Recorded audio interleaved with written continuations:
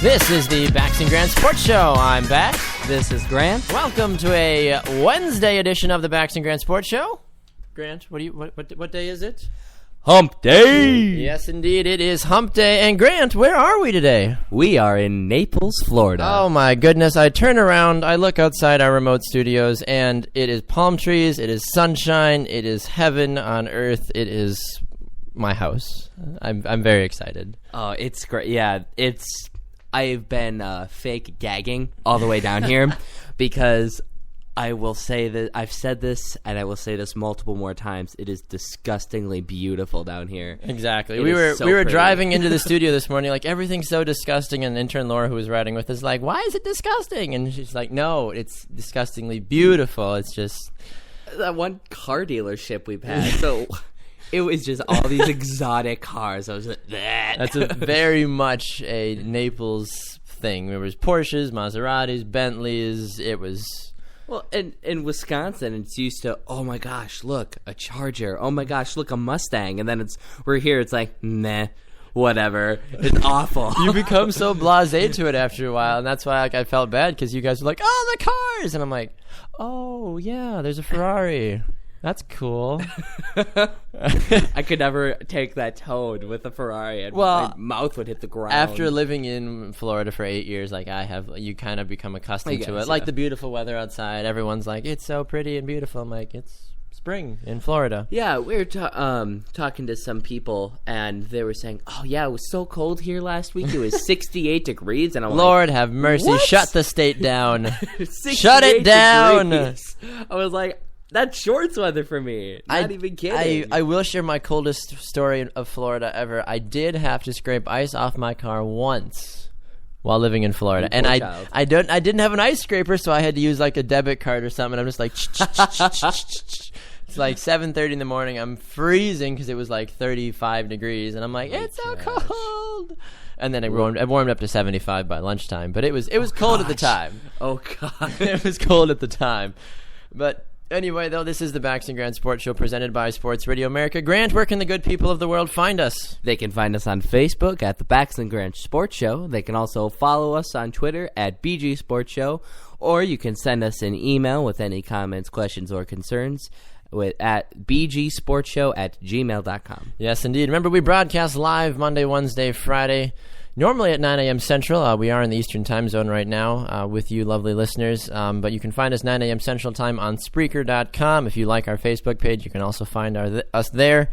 You can download our podcast on iTunes, and then we do broadcast from 12 to 3 right here on SportsRadioAmerica.com and TuneIn Radio and Live 365. So we are bigger, we are better, we are all over the place, and we are having just a great old time. But yeah, we do just want to apologize, though, about the kind of messed up schedule with the trip and everything. So we do apologize. Thank you all for sticking around. We'll try to get shows out on our normal schedule as accessible to us as possible. Yep, exactly. Hopefully for this coming show on Friday and then on Monday as well, they will be available for you. Schedule permitting, we will do our very best. But yeah, this last Monday, it was a travel day for us down to Florida. The logistics of it would have gotten too messy and it just wouldn't have worked. But Grant, sports, as we know it, are changing. The NFL yesterday literally broke the internet worse than Kim Kardashian's butt, which takes a lot to do. But before we get to that, Zach Poppenfuss will be joining us later on in the show to talk NFL free agency, because if there's one sole man in this world that can keep track of everything, it's Zach Poppenfuss, because somehow... I don't even know how. He does it. Somehow he does it. He knows everything. He really does. Intern Laura will be here later on in the show. She's got her thingamabopper. Hopefully nobody's getting sacrificed today. I cannot guarantee that, but we are on the second floor, so it might be Hydra llamas. Well, apparently Hydra kids, though. Remember, she's more... Anyway, we're not going to get sucked back into that. But anyway, it was an interesting opening weekend, Grant, in Major League Soccer, as the collective bargaining agreements finally were settled a day before the season started. And like opening fashion, the LA Galaxy claiming the 2-0 victory over the Chicago Fire, the defending MLS Cup champions, keeping things rolling. They looked a little sloppy in the first half, but they are back and hot and ready to go. Some of the other scores around the league, though: DC United defeating Montreal Impact 1-0. Philadelphia Union and the Colorado Rapids tied 0-0. The new founded Toronto FC, they have 2 goals coming from Josie Altidore, and it was definitely a well-deserved victory for the Reds as they are trying to make the playoffs for the first time in their history. They defeat the Vancouver Whitecaps 3-1 at Vancouver, so that was a big deal. Some of the other notable games around the league. Sunday, it was Orlando City SC taking on New York City FC.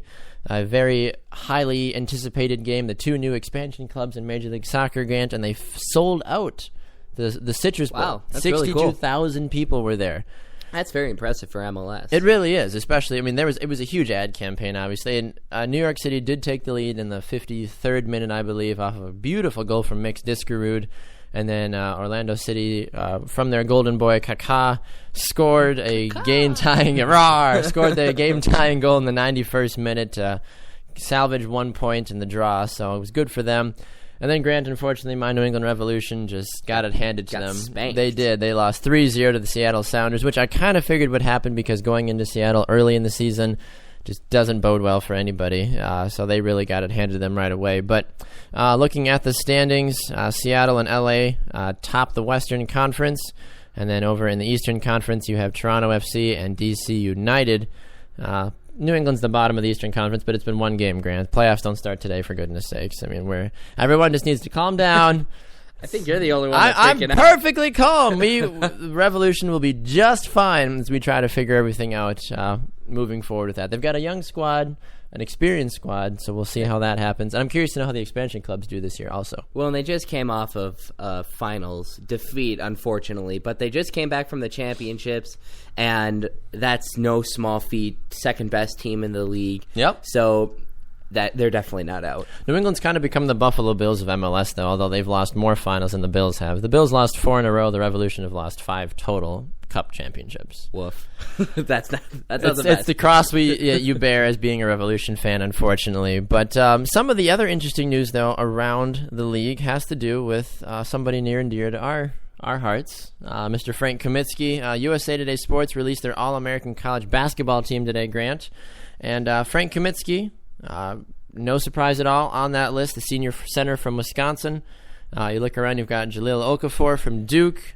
Some of the other big names, D'Angelo Russell from Ohio State, Willie Cauley-Stein from Kentucky, and then Jaren Grant. Hey, well done, Grant. I didn't know you made the team. Good for you. Yeah, I don't even know. I didn't realize 5'8", white, and don't play basketball. I didn't realize that you were a senior at Notre Dame and played guard. So yeah. You were suspended last year, apparently, according to the article. Yeah. Anyway, though, but a very... We're not getting into that. Exactly. A very, very impressive squad for sure. 2 centers with Okafor and Kaminsky. Well, it's kind of the age debate and who's going to get the award for their position, because it's always been a fight on who's the better center, and everybody, because their numbers are fairly similar. So really what I think it's going to come down to is just the team and whose team is going to do better. So I feel like if you see Wisconsin going deeper into the tournament, that Kaminsky will get the award, but from more and more what I've been hearing, it's been Okafor that people have been leaning towards. So it should be interesting to see how the rest of the college basketball season out. Selection Sunday is close. Championships, they've already been starting, some of the smaller ones, and some of the bigger ones are on their way. I know the Big Ten Championship is just about to start off. I don't know exactly when, but that's really soon. On Tuesday? Thursday. Yep, on Thursday. Yeah, it'll be interesting because even though with Kaminsky, people are saying that, well, he's a senior, maybe he'll win the award this year as the best player in college basketball, but Okafor has just had a lights-out, ridiculously good freshman year. Well, I feel like you should just give it to Kaminsky because he's a senior. If only it were that easy, right. I've how many seniors that have been up for the Heisman Trophy, like, you should give it to me, not the junior like or the freshman like Johnny Manziel was, or Tim Tebow, or some of those other guys too during their tenure, and I'm sure the list goes on and on for that. But yeah, this would be a great team as a whole, though, to kind of watch. Oh my gosh, yeah. Looking through some of the other players, the player of the year, according to USA Today, was Frank Kaminsky from Wisconsin, wow, so that's incredible for him. John Calipari, Coach of the Year from Kentucky, rightfully so. Kentucky just continues to become a powerhouse program. Well, and especially I think it goes to show with the coaching that they have a lot of close games and that the coach is able to rally them and get them going and to pull out these 2-point, 1-point, or really close victories against these teams. So they might not be the best team that's ever played college basketball, but they're still undefeated, and that has a lot to do with their coaching. Exactly. Coaching really makes or breaks a team, and it's hard for a guy like Calipari because usually most of his team is gone after a year. Right. Kentucky has kind of been that school that's known that, all right, where you have an awesome freshman team, or it's very rare that you see guys on the team over sophomores or even juniors at the latest on that team because they are already one and done stars usually and on their way to the NBA. Right. But I'm curious to know how Kentucky does when it comes to March Madness. I'm really not concerned about how they're going to do in the ACC tournament. They should at all have no problems. They should be they've had their problems most with ACC teams, so I wouldn't count Kentucky to win out that tournament. Well, they're most likely going to. I forget the stat. They were like 36% chance of, or 81% chance or something like that of them winning out that tournament. So I don't think they have a problem, but teams like LSU will be there, and LSU gave them a run for their money a couple weeks ago. Yes, they did. So it's something to watch out for, and it just kind of depends on how they play and who they run into. Exactly. Well, will be a lot of watchful eyes on the conference tournaments, and then obviously March Madness as well once that gets going. But we're going to take a fast break. When we come back, Zach Poppenfuss is in studio to try to help us sort through the debacle that was NFL free agency signing day yesterday. This is the Baxter Grant Sports Show presented by Sports Radio America.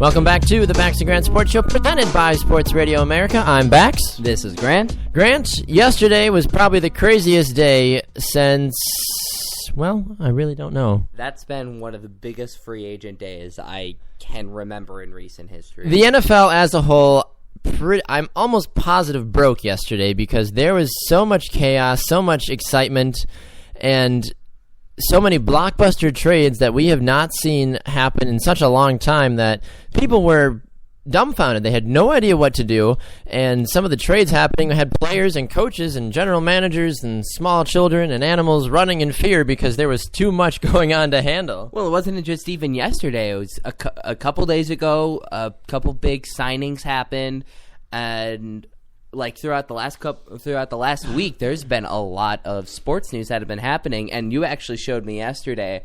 I believe it was CBS Sports. Yeah, and I tweeted out that saying, "Just in, everybody has just been traded to everyone," exactly, or something like that, because of the amount of just brokenness that happened yesterday. The NFL decided to go all Madden on everybody, cut everybody, and redrafted the entire NFL. That's how ridiculously weird it was yesterday. But let's chat about some of the big moves yesterday. We do have Zach Poppenfuss in studio. So, Zach, welcome to the show. It's great to have you here. Thanks for having me. Thanks for coming down to Florida with us. We appreciate it.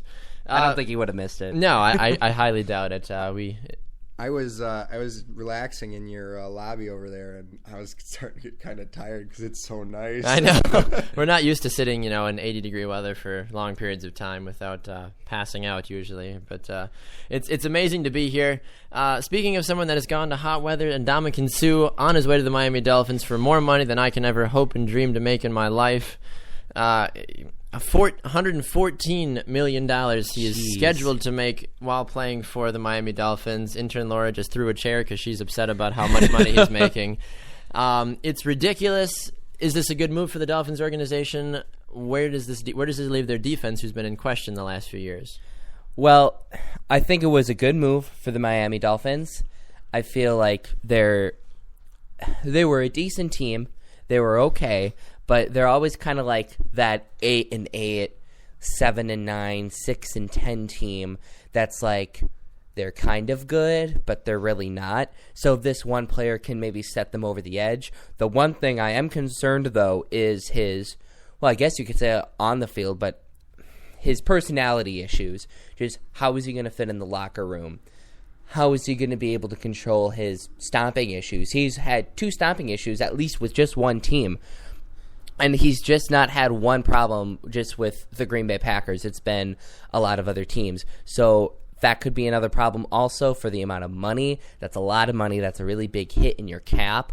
So can you really afford him for as long as you signed him?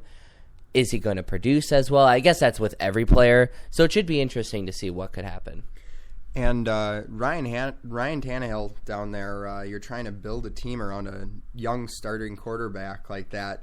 I don't know if he can afford the 15-yard penalties that Ndamukong is going to bring to the table. Right. I don't know if it's worth it. And looking at that, if you're trying to build an offense around Tannehill, you want to put weapons around him, and Suh is not a weapon that Tannehill can use. Obviously, unless they decide to go J.J. Watt with him and use him on the other side of the ball, which I highly doubt. I feel like he's a little bit too big of a he'll boy. He'll just kick people. What we were talking about it the other day, your rant the other day was about the Baylor guy now that's trying out as a tight end, and everybody loves a good fat guy touchdown. So maybe that might end up being what it is. Line him up at tight end, just let him go and see what happens. Imagine J.J. Watt guarding Suh. That would be quite an interesting. I mean, I feel like Watt would probably win that battle. Oh, definitely.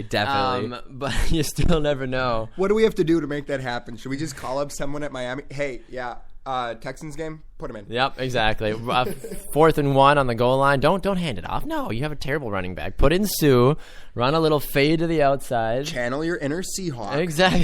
Exactly. Run the ball. Don't throw the ball. Speaking of the Seahawks, though, a weird trade. I was woken from my slumber yesterday on the bus as we were driving down to Naples by our good friend Danny Hoffenstein with his phone in my face, and I'm like, what?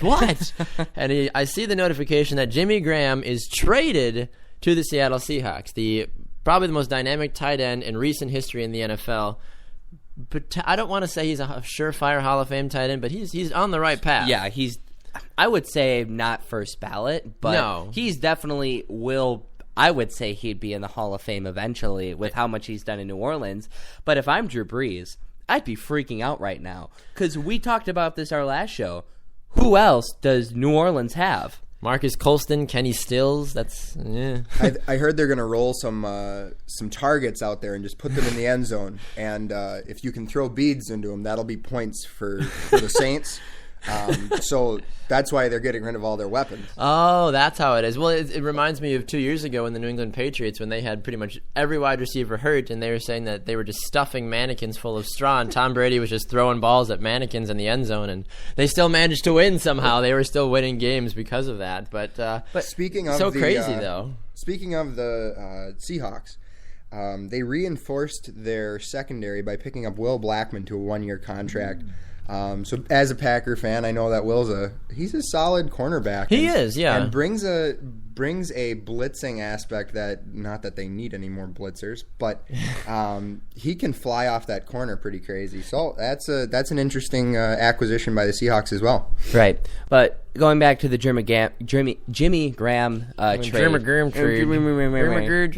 traded. It was just really shocking to a lot of us because we were like, where did this come from? Why is New Orleans trying to get rid of Jimmy Graham? Because, yeah, you didn't have the best season last year. They didn't make it to the playoffs. But nobody in that division deserved to make it to the playoffs. But he is your only weapon that's really effective. It's like New England, if they had maybe one, like they didn't have Edelman, and they would get rid of Gronkowski randomly. It would kind of be like that. It's like, yeah, you have okay wide receivers, but nobody that's going to take the top off of defense. But that's your weapon. That's like your main guy. Why are you getting rid of him? Exactly, and I think that's why a lot of people are confused by that. And Drew Brees, even yesterday after being reached for comment, he was like, I'm just as surprised as you guys are. I had no idea that this was going to happen. Jimmy and I are great friends. Well, they probably did that on purpose. Well, probably, yeah. Why would you talk to Drew Brees about that? And he'd be like, no, don't take my one form of offensive production away from me. I really hope that Sean Payton and the Saints organization have some master plan. They probably do. They're probably looking to rebuild and get a future prospect. Hopefully. But because Jimmy Graham is getting up there in age. Yes and no. He's only been in the league a handful of years. But still, like Drew Brees and the organization, they need to figure out something sooner rather than later. If there is one team, though, that really has kind of taken the top off of the NFL, it was the Philadelphia Eagles. And I know, Zach, you've had a lot of comments about the Eagles organization, what they've been doing. So what do you got for us on that? What are some of the big names that are flocking to Philadelphia? Well, this guy. the Seahawks lost Byron Maxwell, and so they took from the Eagles. They took Kerry Williams. Pretty sure he's an up-and-coming cornerback. Where's the other one? I had one right here. Brad Jones, inside linebacker from the Packers, picked up by the Eagles, 2-year contract. The Eagles are just taking everybody. They re-signed Brandon Graham. I just had one right here. Well, I say their most interesting one to me was their quarterback deal with getting rid of Nick Foles and then picking up I always say Sam Bradford. Yeah, it's Sam Brad. I always call him Bradshaw for Terry Bradshaw, but Bradford, excuse me. He would put the Bradshaw name to shame. And we were debating if it was because Baxter thought it was a first-round draft pick, and then we were saying it was we thought it was a second-round draft pick. But if this was a first-round draft pick, because what Baxter's been saying the entire time is that the Rams or even the Eagles should move up in the draft and pick up Mariota. And that's what Chip Kelly's been preaching for a long time because he's a former Oregon coach, obviously, and Mariota, highly sought-after quarterback coming from Oregon. Kelly recruited him. He played for Kelly for a short period of time before he ended up moving to the NFL. And now with this deal happening where you've got Sam Bradford on his way to Philadelphia and you've got Nick Foles, a young, promising quarterback, on his way to St. Louis. St. Louis, I think, just got a lot better. I think St. Louis is an interesting prospect because Bradford can't stay healthy. Nick Foles, he got hurt last year, but at the same time, they've got a better quarterback than they had to start with. And one could argue that Bradford was a little bit more or less of a bust for them because he did produce when he was healthy. That's the thing. That was very rare, though. Because the joke was when you said yesterday, I believe, or 2 days ago, that he was so blown away by the deal that he was so excited that he tore his ACL. I saw that on Twitter. Yeah, someone was like, Sam Bradford just found out about that. He just got traded and tore his ACL again. He'll be out for the year. And I was like, oh